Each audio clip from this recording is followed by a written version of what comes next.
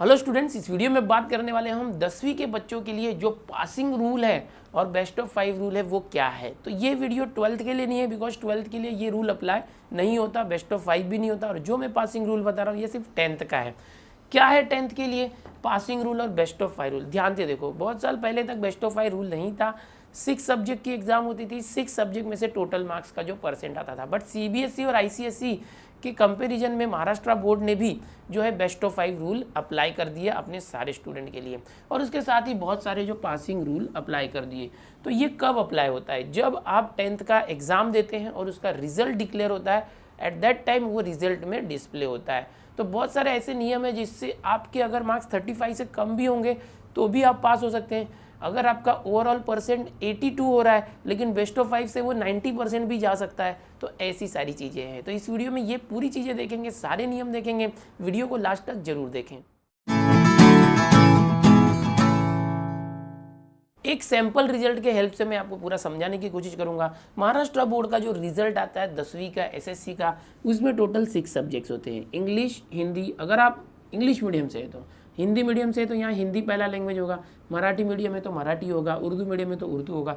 बाकी सब सब्जेक्ट जो है सेम रहते हैं, खाली उर्दू मीडियम के लिए हिंदी प्लस मराठी कंबाइंड होता है। तो जनरली 6 सब्जेक्ट होते हैं, ऐसे समझो। 80 + 20 + 100। 80 मार्क्स क्या है? ये आपने बोर्ड में रिटन एग्जाम दिया है। 20 मार्क्स आपके स्कूल के टीचर ने आपको ओरल या इंटरनल के मार्क्स दिए हुए, और रिजल्ट में ये दोनों डिस्प्ले नहीं होगा। 80 + 20 आपको रिजल्ट में सिर्फ 6 सब्जेक्ट आएंगे, और 100 में से आपको कितना मिला सिर्फ वही दिखेगा। ये जो मैं मार्क्स बता रहा हूँ ये नहीं दिखने वाला। आप बोलोगे अलजेब्रा नहीं लिखा आपने, अलजेब्रा और ज्योमेट्री मिलके मैथ्स एक ही सब्जेक्ट आएगा 100 मार्क का। साइंस 1 साइंस 2 मिलके साइंस, हिस्ट्री, ज्योग्राफी और पॉलिटिकल साइंस मिलके सोशल साइंस। इस तरह से एसएस मतलब सोशल साइंस है, ये आएगा। मार्क कैसे दिए जाएंगे? तो आपने जब बोर्ड एग्जाम आपकी स्टार्ट हुई थी 1st, 2nd, 3rd मार्च से, उस टाइम पर ही आपके स्कूल के अंदर जो पहले प्रैक्टिकल ले लिया गया था, प्रैक्टिकल और उसके पहले ओरल एग्जाम ली गई थी, वो सारे मार्क्स बोर्ड में भेज दिए गए थे। आपको जो इंटरनल मार्क्स मिलते हैं स्कूल से, वो लगभग 2, 3 या 4 मार्च तक बोर्ड एग्जाम जैसे ही शुरू होता है बोर्ड में भेज दिया जाता है। तो वो भी बता दूं, जैसे 12 मार्क्स 20 मार्क्स का एग्जाम है इंटरनल, तो हर एक स्टूडेंट को जो है पेपर लिया जाता है, रिटन पेपर, ओरल का रिटन पेपर, ओके, या ओरल एग्जाम ली जाती है या प्रैक्टिकल पेपर लिया जाता है। तो उसमें मैक्सिमम सारे स्टूडेंट जो है ना 16, 17, 18, 19 इस तरह से स्कोर करते हैं। मतलब 15 मार्क्स के ऊपर ही सबको मिलता है, सब स्कोर करते हैं। बहुत ही ईजी एग्जाम होती है इंटरनल, ठीक है। सो यहाँ पर आपको जैसे इंग्लिश में 17 मिल गया, हिंदी में 18, मराठी में 17, मैथ्स में 19 मिला, साइंस में 20 मिला, और यहाँ पर 18 मिला। ओके, अभी आप बोलोगे एसएस में हिस्ट्री, ज्योग्राफी है, हिस्ट्री का रिटर्न पेपर हुआ था, ज्योग्राफी तो हुआ ही नहीं, तो ओरल मार्क्स कैसे मिला? तो ओरल जो है बोर्ड एग्जाम जो शुरू हुई थी तभी पहुंच गया था, पहले ही दे दिए थे। अब मान लो आपने रिटन एग्जाम में स्कोर किया, बिल्कुल लास्ट तक देखो, बहुत ही डीप में बताने वाला हूँ, अच्छे से समझा के बताने वाला हूँ। इंग्लिश में आपको मार्क्स आ गए समझो 40, काफ़ी कम मार्क्स हो गए, आपका पेपर खराब गया था, जो भी रीज़न हो। बट हिंदी में आपने अच्छा स्कोर किया, 80 में से आपने 74 लाए, मराठी में और अच्छा स्कोर किया, मैथ्स के अंदर आपने 78 मार्क्स स्कोर किए, साइंस में 77, और एसएस में क्या हुआ? हिस्ट्री में, हिस्ट्री देखो, अब यहाँ पर ध्यान से देखो, history plus geography plus internal, इस तरह से है। हिस्ट्री में आपने समझो 40 में से 36 मार्क्स लाए, और ज्योग्राफी का एग्जाम तो हुआ ही नहीं, और इंटरनल में आपको 18 मार्क्स यहाँ पर मिले हैं समझो। अब ज्योग्राफी का मार्क्स कैसे मिलेगा? तो ये ज्योग्राफी जो है एग्जाम होने वाली है क्या? बहुत से बच्चे अभी भी पूछ रहे ज्योग्राफी की एग्जाम होगी क्या? नहीं होगी। ज्योग्राफी का जो मार्क्स है एवरेज रूप में दे दिया जाएगा। तो ये मार्क्स कहाँ से आएगा पेपर नहीं दिया तो? इसके ऊपर मैंने एक वीडियो बनाया है, उसकी लिंक डिस्क्रिप्शन में दे दूंगा, आप वो जाकर देख लो किस तरह से एवरेज मार्क्स मिलने वाला है, उसका कैलकुलेशन कैसे होने वाला है। थोड़ा सा मैं यहाँ बता दूँ, ये जो आपके थियरी के मार्क्स आए थे ना 80 में से, ये जो सारे मार्क्स है इनका एवरेज मार्क्स निकाल के उसको 40 में से कन्वर्ट करके आपको ज्योग्राफी में देंगे। सपोज आपका जो परसेंटेज हो रहा है उसके अकॉर्डिंग आपको ज्योग्राफी में समझो 34 मार्क्स मिले, समझो, तो टोटल कितना हो गया 100 में से, 80 में से 36 और 34 मिलके 30, 30, 60, और ये 70 मार्क्स हो गया, और प्लस 18 इंटरनल। तो यहाँ पर 70 मार्क्स आपको आया है। ये कैसे आया? इसका वीडियो देखो, डिस्क्रिप्शन में लिंक है। एवरेज कैसे निकालना है, आप खुद का जो है लमसम मार्क्स डाल के खुद के लिए ज्योग्राफी का मार्क्स इतना आएगा वो भी निकाल सकते हैं। मैंने एक एक्सेल शीट दिया। आगे बढ़ते हैं, पासिंग रूल क्या है और बेस्ट ऑफ 5 क्या है, क्या अप्लाई होगा 2021 या 2020 में मार्च में जो स्टूडेंट ने एग्जाम दिया उनके लिए, वो पूरा डिटेल में बता रहा हूँ। एक रिजल्ट को पहले समझो कैसे बनने वाला है। अब यहाँ पर जो है ये जो 80 है और प्लस 20 100 हो गया, आपके रिजल्ट में ये मार्क्स डिस्प्ले नहीं होंगे, इन दोनों को प्लस करके आएगा 40 + 17 57, ओके 74 + 18 92, ओके ये 93, यहाँ पर देखो 97,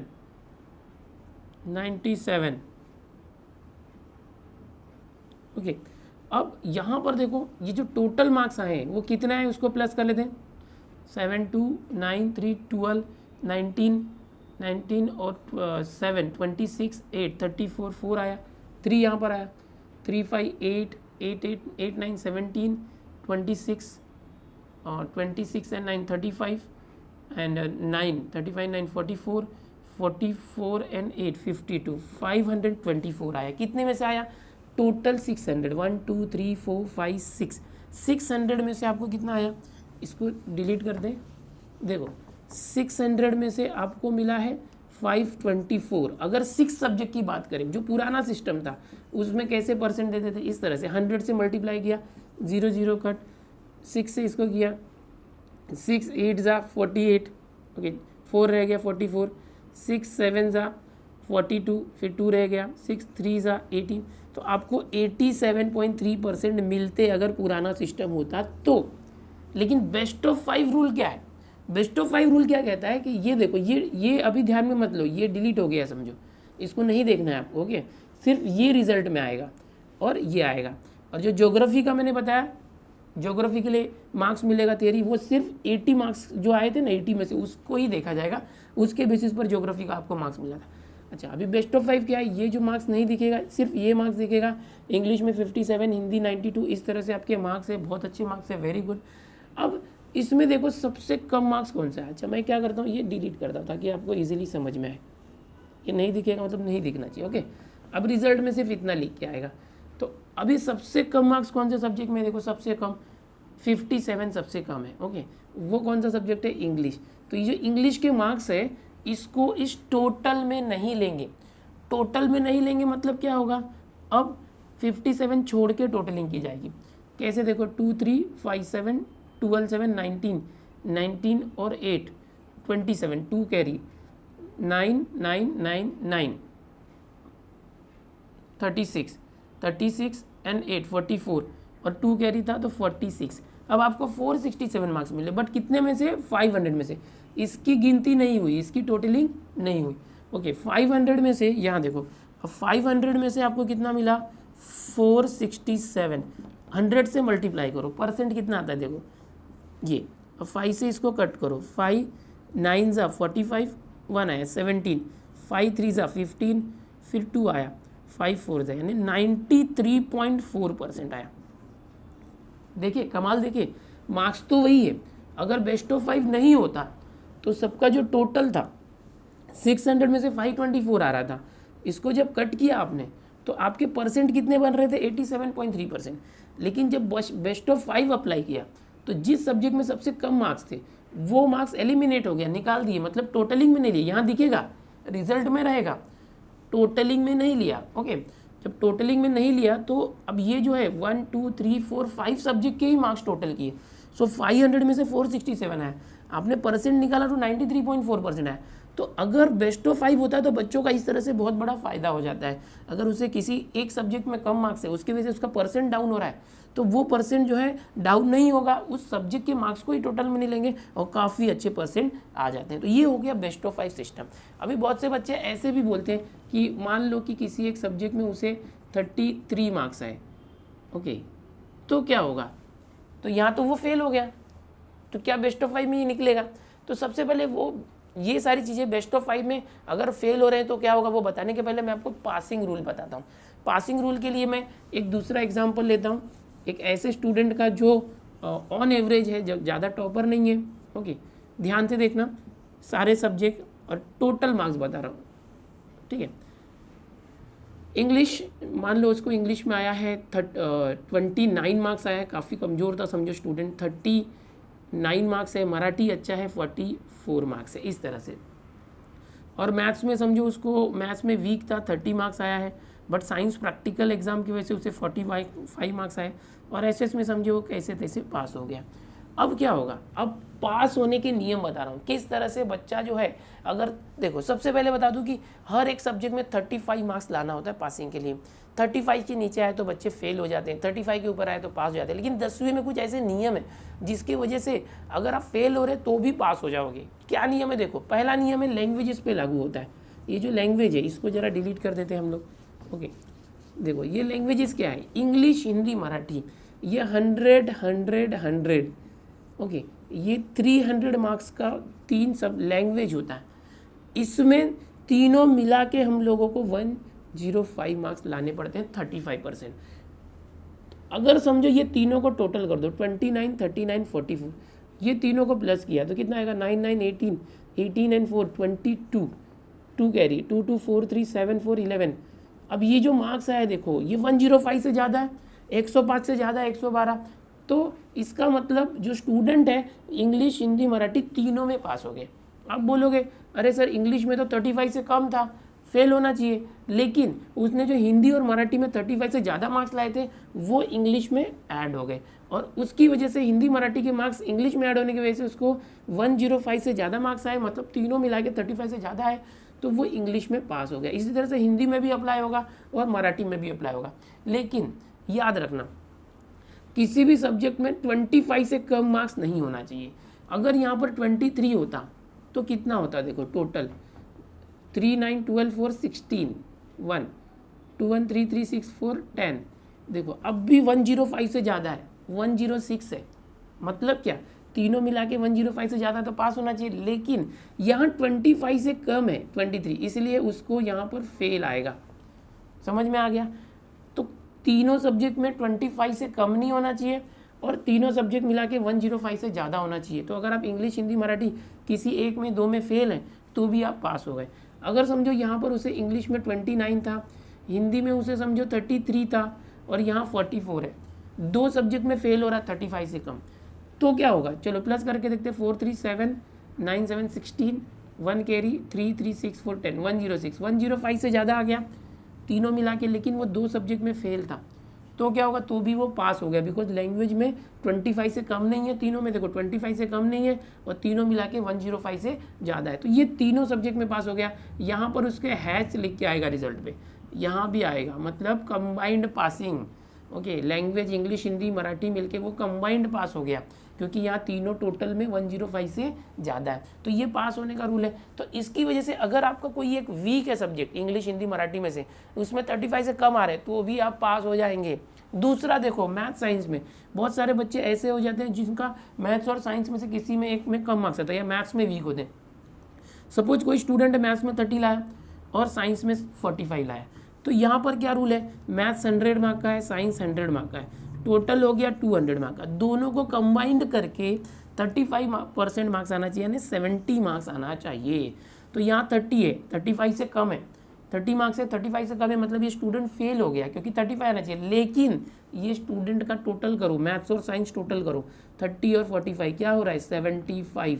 तो अगर 70 से ज़्यादा है तो ये स्टूडेंट पास हो गया। साइंस में तो 35 से ज़्यादा पास था ही, बट मैथ्स में 5 मार्क्स से फेल हो रहा था, लेकिन ये पास हो गया, यहाँ पर हैच आएगा इस तरह से। इसका मतलब ये मैथ्स के मार्क्स जो है साइंस के साथ कंबाइंड हुए और ये पास हो गया। तो इस तरह से मैथ्स और साइंस में कंबाइंड पासिंग होता है। ये जो 70 मार्क्स के ऊपर होना चाहिए। अगर वो साइंस में कम मार्क्स है मैथ्स में ज़्यादा है तो भी दोनों का टोटल होकर 70 से ज़्यादा होना चाहिए। ओके अब सोशल साइंस के लिए ऐसा कोई रूल नहीं है। सोशल साइंस में हिस्ट्री ज्योग्राफी इंटरनल तीनों मिला के आपको 35 से ज़्यादा लाने होते हैं। ओके अगर यहाँ पर कम है तो वो किसी के साथ कंबाइन नहीं होगा। तो यहाँ पर आपने पासिंग रूल देखा कि जो लैंग्वेजेस है तीनों, ये तीनों लैंग्वेज यहाँ पर देखो, ये तीनों लैंग्वेज में ये तीनों के कंबाइन होके 105 होना चाहिए और मैथ्स और साइंस जो है इसको कंबाइन होके 70 मार्क्स होने चाहिए। क्या होना चाहिए, यहाँ पर 105 से ज़्यादा होना चाहिए और यहाँ 70 मार्क्स से ज़्यादा होना चाहिए। तो ऐसे में और एक कंडीशन है कि 25 मार्क्स से कम नहीं होना चाहिए, तो ये कंबाइंड पासिंग रूल लगता है। रिपीटर लोग के लिए अप्लाई नहीं होता है, जो पहली बार फ्रेश एग्जाम दे रहे हैं उनके लिए ही अप्लाई होता है। अब बेस्ट ऑफ 5 भी आपने देख लिया। अब बेस्ट ऑफ 5 में क्या होगा, सपोज एक स्टूडेंट है जो सोशल साइंस में 32 लाया हुआ है, ओके, तो बेस्ट ऑफ 5 आपने देख लिया क्या है कि कोई एक सब्जेक्ट जिसमें कम मार्क्स हैं वो एलिमिनेट हो जाता है। लेकिन यहाँ पर देखो इस स्टूडेंट का रिजल्ट, इसको 29, 33, 44 थे, तो इसको हमने देखा जो ये 106 हो रहा था तो ये दोनों में हैच आ गया, मतलब ये इंग्लिश हिंदी में पास हो गया। मैथ्स में 30, 45 था, यहाँ पर भी 25 से ज़्यादा है लेकिन दोनों मिला के 75 हो रहा था, इसलिए ये पास हो गया, यहाँ हैच आ गया।